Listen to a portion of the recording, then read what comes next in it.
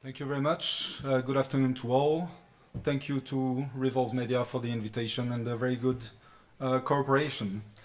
RRU, for those who don't know us, we are the global organization representing the interests of commercial road transport operators, truck operators, bus operators, coach operators, and taxi operators as well. All that on all the private side of the industry. Today I will speak, and allow me for that to speak a bit beyond urban mobility. I will try to tackle a little bit more long distance, inter-urban mobility, also a bit urban, and I will mention freight a little bit. So the topic of the day is sustainability. That's one of the two constitutive priorities of the RIU, together with the facilitation of transport. So all our efforts are directed towards making the commercial road transport industry more sustainable, more efficient. My starting point for today will be the European Commission objectives for 2050 to reduce greenhouse gas emissions of transport by 60%. And bearing in mind that road transport is responsible for 70% of these emissions, that's obviously a huge challenge for our sector, but also a big opportunity, because clearly, if we want to reach these objectives by 2050, really fundamental changes are needed.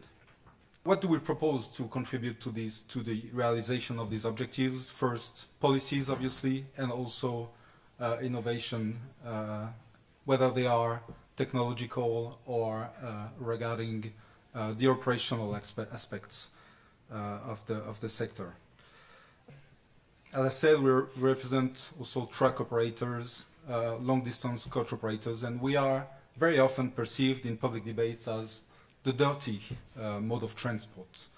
To that, I can say only one thing, is that it's actually in the best interest of the sector to be more efficient, be more sustainable, save fuel, emit less CO2. And this is a very important point for me that I will get back upon during my presentation. A few figures. Between 1970 and the year 2000, CO2 emissions of road transport and fuel consumption were reduced by almost 40%. And between 2000 and 2013, an additional 15% of CO2 reduction per passenger kilometer and ton kilometer were achieved by the sector. And all that through mostly efficiency gains and improvements. On the policy side, what we need is really an integrated policy and vision involving all the stakeholders, whether they are private or public, and a vision that is followed and that trickles down to all the decision-making centers, European, national, regional, and local. Again, that's really a condition for us to achieve these fundamental changes.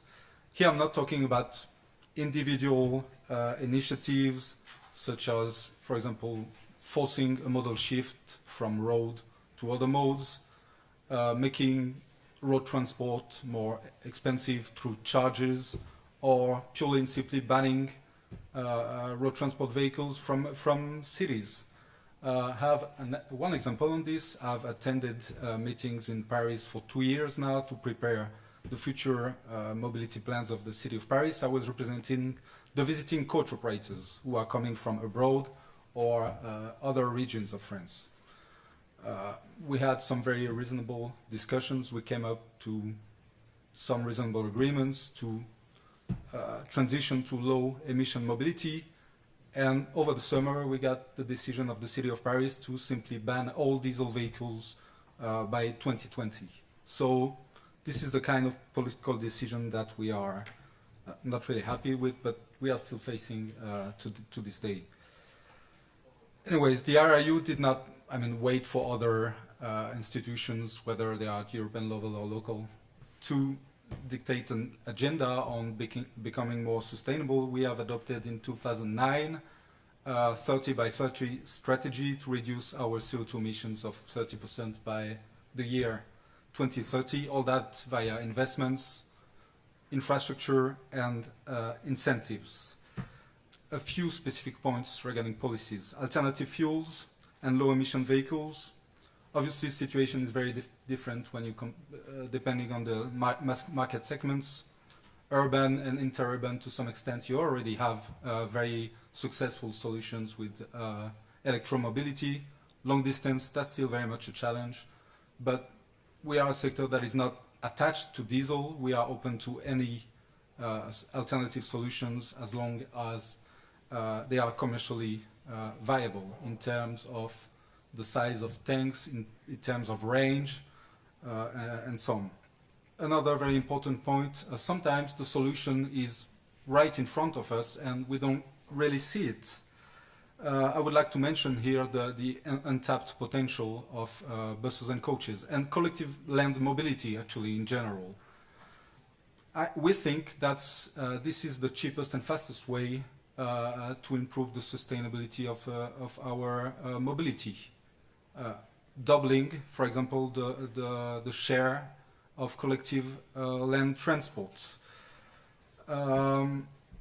We have made very simple calculations. If every one of us would spend one trip out of 20 in a train or in a long-distance coach or in an urban bus, that would automatically double the use of collective transport, and that would reduce in something like 50 million tons of CO2 reduced per year. We have developed together within an open platform, together with colleagues from UITP as well, an action program to get to this objective in 10 years' time.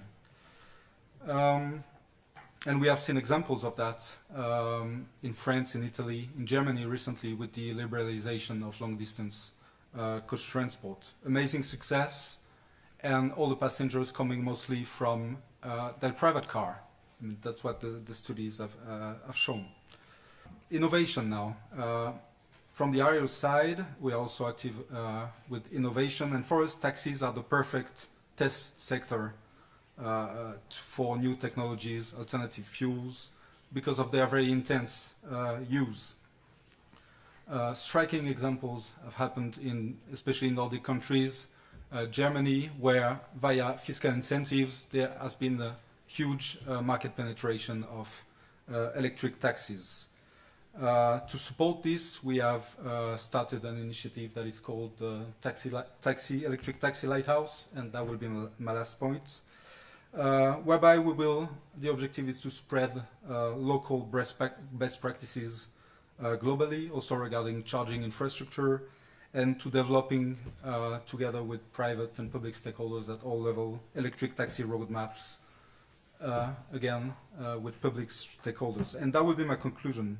Most tools are there to reach our objectives. All we need is more cooperation and global vision that trickles down to local decision-making powers.